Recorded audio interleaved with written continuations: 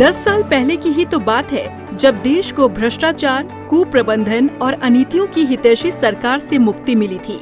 10 साल पहले की ही तो बात है जब देश में गरीबों, वंचितों, शोषितों, आदिवासियों और समाज के अंतिम पायदान पर बैठे व्यक्ति की हितैषी सरकार का सहारा मिला था। साल 2014 में जब मोदी जी ने सत्ता की बागडोर संभाली थी, तब अर्थव्यवस्था को दुरुस्त और शासन प्रणाली को सही रास्ते पर लाने की एक बड़ी चुनौती भी थी और जिम्मेदारी भी। सबका विकास मंत्र के साथ मोदी सरकार ने इन चुनौतियों का सामना किया और आज देश तेजी से आत्मनिर्भरता की ओर बढ़ रहा है। आम चुनावों से पहले जब वित्त मंत्री निर्मला सीतारमण जी ने अंतरिम बजट पेश किया, तो उसमें जन कल्याणकारी योजनाओं और विकास दोनों का समायोजन था। ये मोदी जी की कल्याणकारी योजनाओं का ही कमाल है कि उनके कार्यकाल के दौरान देश में 25 करोड़ लोग बहुआयामी गरीबी से बाहर आ सके हैं। मोदी सरकार का मुख्य लक्ष्य युवा, अन्नदाता, गरीब और नारी सशक्तिकरण है। इन्हीं को ध्यान में रखकर नई योजनाओं का निर्माण किया गया।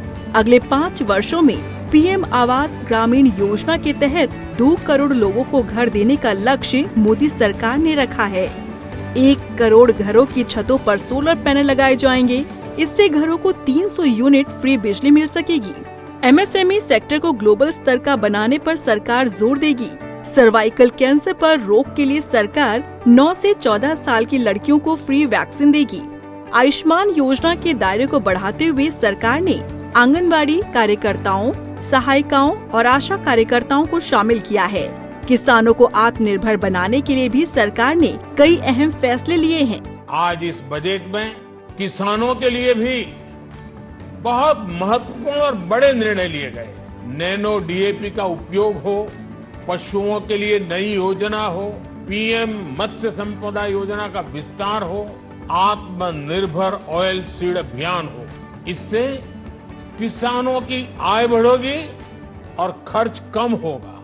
2024 से 2025 के लिए देश का पूंजीगत व्यय यानी कैपिटल एक्सपेंडिचर को 11.1% बढ़ाकर 11.11 लाख करोड़ रुपए कर दिया गया है। मोदी जी के नेतृत्व में देश सबका प्रयास के मंत्र के साथ बढ़ते हुए अमृतकाल में प्रवेश कर गया है और सही नीति और श्रेष्ठ नेतृत्व के दम पर विकसित भारत की ओर बढ़ रहा है।